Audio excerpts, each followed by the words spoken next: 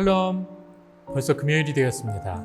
바쁜 일상 중 하루하루가 참 더디게 갈 때가 많지만 일주일은 참 금방 지나가는 것 같습니다. 그렇게 하루하루, 일주일, 한 달이 쌓여 우리의 인생이 됩니다. 그리고 그 인생이 믿음으로 성숙해져 가기를 소망합니다. 하나님의 말씀과 기도가 우리의 영적 삶을 깊어지게 해줍니다. 오늘도 하나님의 세심한 은혜를 기대하며 말씀 함께 보겠습니다.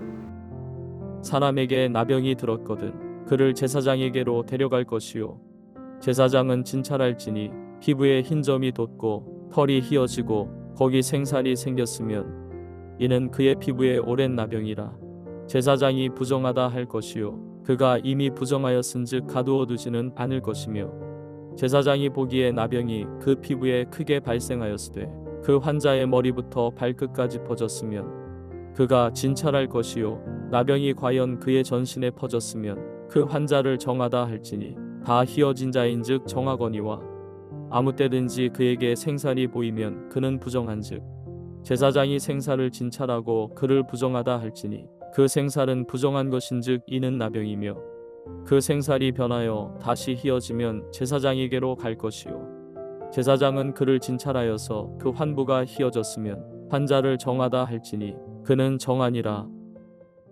오늘 본문은 어제에 이어 악성 피부병에 관련된 내용입니다. 한글 성경에서는 나병으로 표현하는데 히브리어의 나병이라는 단어는 정확한 뜻을 파악하기가 어렵습니다. 납비들 사이에서조차 의견이 분분하여 이 나병이라는 단어를 현대의 한센병이라고 하기에는 조금 무리가 있습니다. 그래서 개역개정 성경에서 나병이라고 쓰인 단어를 악성 피부병 정도로 번역을 해서 이해하시면 되겠습니다. 이 악성 피부병의 증상으로는 피부가 군데군데 하얗게 변하면서 털도 휘어지고 흰색 얼룩이 생기기도 합니다. 뾰루지가 나기도 하고 생살이 드러나기도 하면서 피부가 우묵하게 들어가기도 합니다. 그래서 성경의 곳곳에 나병이 발하여 눈같이 되었다라는 표현이 나오게 됩니다. 이와 같은 증상을 제사장이 진단을 하며 악성 피부병인지 아닌지 금방 낫게 될 음성인지 판단을 하게 됩니다. 음성으로 판정되면 자신의 거처에서 정결 예식을 하고 공동체로 복귀하지만 만약 악성 피부병으로 진단이 내려지면 그 즉시 공동체에서 추방되어 격리 생활을 하게 됩니다. 전염성이 강한 악성 피부병이 옮기는 것을 방지하는 것도 있지만 공동체 진영 밖으로 쫓겨나는 것은 죽은 사람으로 취급하는 것이었습니다. 오늘 본문의 조금 뒤에 나오는 45절의 말씀에 의하면 악성 피부병 진단을 받은 사람은 옷을 찢고 머리를 풀어헤치고 코밑 수염을 가리고 부정하다 부정하다 하고 외쳐야 합니다. 이것이 언제 하는 행동이냐면 사람이 죽었을 때 애통해하면서 우는 표현입니다. 악성 피부병 환자는 자기 자신에게 이와 같은 행동을 하게 되는 것입니다. 이것은 단순히 병이 낫기까지 격리되어 있는 수준이 아닌 겁니다. 하나님의 언약 공동체에서 쫓겨나서 진영 밖에서 따로 살아야 합니다. 그리고 초상 집에서 사람이 죽은 것을 애통해하면서 하는 행동을 자기 스스로에게 해야 합니다. 스스로를 죽은 사람으로 취급하고 사람들이 자신에게 다가오지 못하게 해야 합니다. 죽은 사람, 즉 시체와 같이 부정하기 때문에 사람들과 접촉해서는 안 됩니다. 사람들과 공동체에서 버림받고 철저하게 외로운 삶을 살아가야 합니다. 그런데 이들이 진영 밖에서 살아가지만 돌아올 수 있는 방법이 있습니다. 바로 병이 낫는 겁니다. 병이 낫고 제사장에게 보여서 제사장이 앞에서 언급한 복잡한 과정을 거쳐 완치 판정을 해주면 정결 예식을 하고 공동체로 돌아올 수 있습니다. 왜 제사장이 그 판단을 할까요? 이 모든 과정을 하나님께서 보시기 때문입니다. 이들이 공동체에서 쫓겨나 격리되어 있다 할지라도 하나님은 그들과 함께하고 계시다는 겁니다. 우리는 이 사실을 잊어서는 안 됩니다. 사람에게는 버림받았을지라도 하나님은 이들을 버리지 않으셨다는 겁니다. 하나님께도 버림받았다면 진영 밖에서 그들의 목숨을 거두셨을 겁니다. 그런데 진영 밖에서 격리되어 살아가게 하십니다. 공동체도 지키고 부정한 상태의 악성 피부병 환자라도 지키길 원하시는 하나님의 긍휼한 마음인 것입니다. 민수기 12장에서 모세가 구스 여자를 아내로 삼은 일로 인해 아론과 미리암이 모세를 비방하는 일이 있었습니다. 출애굽의 지도자로 모세는 백성을 광야로 이끌었다고 백성들의 원망을 받았습니다. 미리암은 젖먹이 시절에 모세를 구해준 누이였습니다. 아론은 바로 앞에 설 때 모세의 입이 되어준 형이었습니다. 이제는 가족조차 모세의 편이 아닌 겁니다. 모세는 철저히 혼자가 되었습니다. 그렇게 비방을 받는 모세를 성경은 온유함이 지면의 모든 사람보다 더하다고 평가하고 있습니다. 여기서 온유함은 그러한 비방에도 온순하게 참아내는 것이 아닙니다.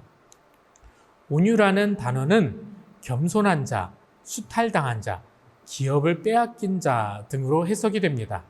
사고 팔 수 없는 기업을 빼앗길 정도로 모든 것을 다 잃었다 할지라도 하나님을 의지하는 것을 포기하지 않고 하나님께서 지켜주실 것이란 믿음이 흔들리지 않는 것입니다. 그것이 온유할 수 있는 이유이고 겸손의 형태로 나타나는 것입니다. 모세는 백성들이 다 원망을 하고 형제들조차 모세를 비방해도 하나님께서 이 역경 가운데서도 지켜주실 것이란 믿음이 흔들리지 않았습니다. 아론과 미리암의 비방에 모세는 혼자가 되었지만 하나님을 신뢰하는 온유함으로 흔들리지 않았습니다. 반면에 아론과 미리암은 하나님의 책망을 받고 미리암이 악성 피부병에 걸리게 됩니다. 그리고 미리암은 7일 동안 진영 밖에 쫓겨나 갇혀 있었습니다. 모세를 혼자 되게 만들려 했던 미리암은 자신이 악성 피부병에 걸려 7일간 혼자 있게 됩니다. 마치 미리암이 죄를 지어 하나님께 버림을 받고 쫓겨난 것 같습니다. 그런데 미리암이 진영 밖에 쫓겨나 갇혀 있는 동안 이스라엘 민족은 행진을 하지 않습니다. 미리암이 격리되어 있는 7일 동안 그 자리에 그대로 머물러 있다가 미리암이 복귀했을 때 그곳을 떠나게 됩니다. 미리암 한 사람을 위해 200만의 사람들이 기다려 주었고 7일 후에 함께 출발합니다. 이것이 하나님의 방법입니다. 죽은 것 같지만 죽은 자로 여기지 아니하시고 기다려주고 돌아오기까지 함께 해주시는 분이 우리 하나님이십니다. 우리가 믿음을 지킨다는 것이 때로는 그렇게 외로울 때가 있습니다. 심지어 같은 믿음의 사람들에게도 여러 가지 오해와 편견으로 버림받을 때도 있습니다. 그런데 중요한 것은 모세와 같이 하나님을 신뢰하는 것을 포기하지 않는 온유함으로 묵묵히 우리의 믿음의 자리를 지켜야 한다는 것입니다. 혼자인 것 같아도 지금 이 순간에도 하나님은 우리와 함께하고 계십니다. 항상 함께 하시겠다는 약속을 친히 해주셨기 때문입니다. 오늘 이 하루가 그러한 하나님을 경험하는 시간 되시길 소망합니다. 그래서 세상의 외로움 가운데서도 하나님과 함께하는 풍성한 은혜를 경험하시길 주님의 이름으로 축복합니다. 기도하겠습니다. 사랑이 많으신 하나님 아버지, 이 험악한 세상 가운데에서 임마누엘 하나님께서 그렇게 함께하여 주시니 너무나도 감사드립니다. 우리가 죄악 속에 살아가지만, 이 타락한 세상 가운데에서 살아가지만 우리가 세상 가운데에 빠지지 아니하고 그 세상 가운데에서도 하나님의 말씀을 굳건히 붙잡고 믿음의 중심을 굳게 지킬 수 있게 하여 주시니 너무나도 감사드립니다. 모세는 영적으로 참 외로운 사람이었습니다.